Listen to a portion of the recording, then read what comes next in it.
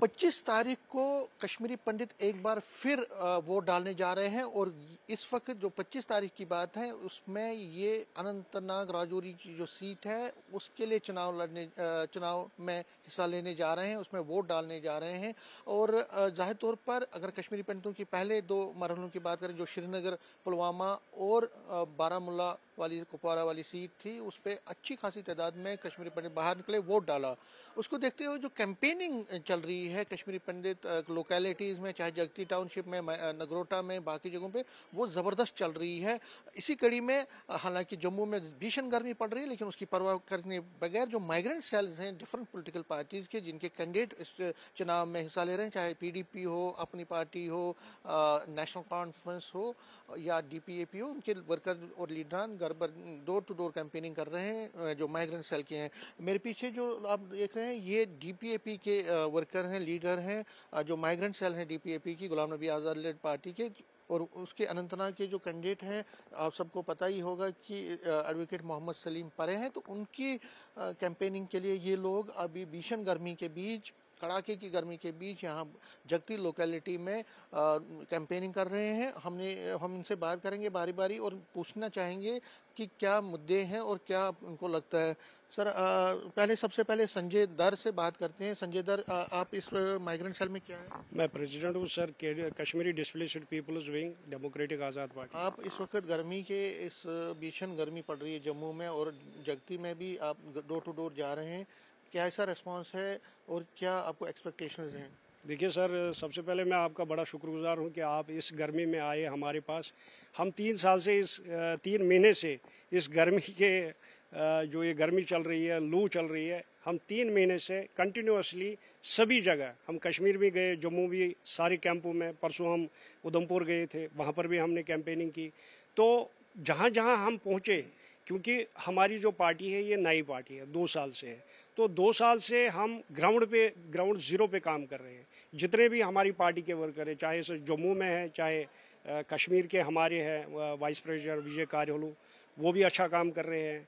और यहाँ पे जो हमारी टीम है जम्मू में, ये सारे काम दिलो जान कर रहे हैं। और हमने जितने हमारे रिसोर्सेज है, जो हम करना चाहिए, जो हमारा जहाँ तक पहुँच है, चाहे वो हम इधर जम्मू में पुरखू कैंप है, मुठी कैंप है, जितने भी कैंप है, हम सब जगह गए और वहाँ पे दिलो जान हमने कैंपेनिंग की। और हमारा जो सबसे जो प्लस पॉइंट है इस टाइम, वो ये है कि 35 साल के बाद कोई किसी पार्टी का जो पार्लियामेंट्री कैंडिडेट है, वो किसी जो कैंपों में उनका दौरा हुआ यहाँ पे, और उन्होंने जब यहाँ का दौरा किया, मुझे नहीं लग रहा आज 35 साल तक यहाँ पे कोई पार्लियामेंट्री कैंडिडेट आया है। लेकिन जब उसने यहाँ पर कैंपेनिंग की, उसने भी लोगों का हाल बहुत अच्छी तरीके से देखा कि हम किस तपती गर्मी में जी रहे हैं यहाँ पर।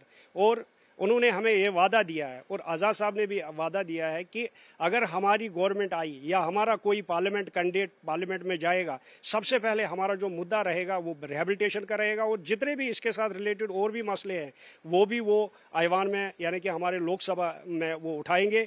और उनसे हम बहुत ही उम्मीद करते हैं कि आने वाला जो टाइम है वो हमारे लिए, कश्मीरी विस्थापितों के लिए बहुत अच्छा होगा। मेरे साथ यूथ प्रेसिडेंट हैं डीपीएपी के माइग्रेंट सेल के नवीन, आप जो फर्स्ट टाइम वोटर भी हैं, बहुत सारे हैं कश्मीरी पंडितों में, और हमने देखा लगातार कई दो जो अभी चुनाव हुए हैं, चाहे अनंतनाग, चाहे वो श्रीनगर का हुआ या कुपवारा का हो, उसमें फर्स्ट टाइम वोटर भी बड़े संख्या में कश्मीरी पंडित बाहर निकले। तो एम्प्लॉयमेंट सबसे बड़ा इशू है, जिस तरह रिहेबिलिटेशन भी है, एम्प्लॉयमेंट है। तो आप के कैंडिडेट क्या एश्योर करते हैं, क्या आप एश्योर करते हैं कि वो पार्लियामेंट में इस मसले को? देखिए सर, सबसे पहले मैं आपका शुक्रिया अदा करना चाहता हूं कि आप बार बार हमें हमारी रिपोर्ट लेने आते हैं। जैसा आपको पता है कि 2007 में 8 में हमारे डॉक्टर मनमोहन सिंह जी, जो जिस टाइम आज़ाद साहब कांग्रेस में थे, तो उन्होंने एक स्पेशल पैकेज कश्मीरी युवाओं के लिए दिया था, माइग्रेंट सेल्स के लिए दिया था कि 6000 पोस्ट दी थी। वो 6000 पोस्टों में भी कुछ पोस्ट ऐसी अभी 200-250 पोस्टें अभी भी फिलअप नहीं हो रही है इन 10 सालों में जो भी बीजेपी की अभी इस टाइम हुकूमत थी। आज़ाद साहब से हम मिले, हमारे युवा मिले हैं, उन्होंने आश्वासन दिया है कि बोला है कि जब हमारी सरकार आएगी, हमारी हुकूमत होगी, तो हम इस 6000 पोस्ट को और आगे ले जाके 20,000 पोस्ट करेंगे।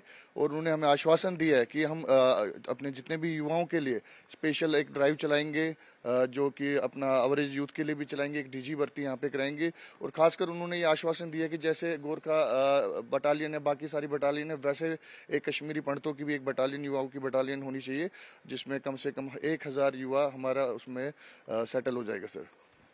प्यारेलाल जी, आपसे दोबारा जानना चाहूँगा कि रिस्पांस कैसा आ रहा है लोगों का, और जो इन्होंने कहा रिस्पांस कैसा लोगों सर, जो पिछले 3 महीने से हम इस इलेक्शन के मुद्दे पर काम कर रहे हैं, हर एक जगह, हर एक कॉर्नर में जहां भी माइग्रेंट पॉकेट्स हैं वहां पहुंचे हम, और हमें गुड रिस्पांस आई। ऐसा नहीं कि हम नहीं डालेंगे वोट, हर एक जगह हमें गुड रिस्पांस आई। और हम उन लोगों का धन्यवाद करते हैं जिन्होंने हमें ऑनर से रिस्पांस दी कि भाई आज़ाद साहब के नाम पर हम वोट दे देंगे।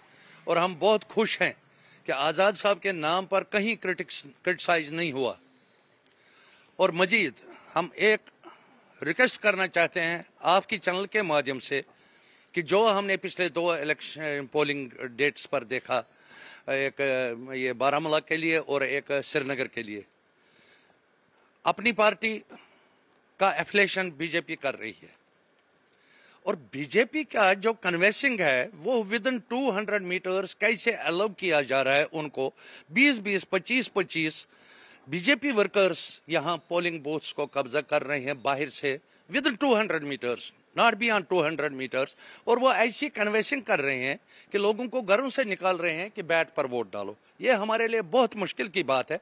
अगर इलेक्शन कमीशन ऑफ इंडिया इसमें कुछ संज्ञान लेगा तो जो प्रिवेंटिव पोलिंग स्टेशन के लिए, वोटिंग के लिए एक्ट्स हैं उन पर अमल करे, और जो पार्टी, जिस पार्टी का कैंडिडेट होगा उस पार्टी को अलाउ करे, और उनको भी 2 कुर्सियां और 1 टेबल लगाना है बाहर, और वो भी बियॉन्ड 200 मीटर्स।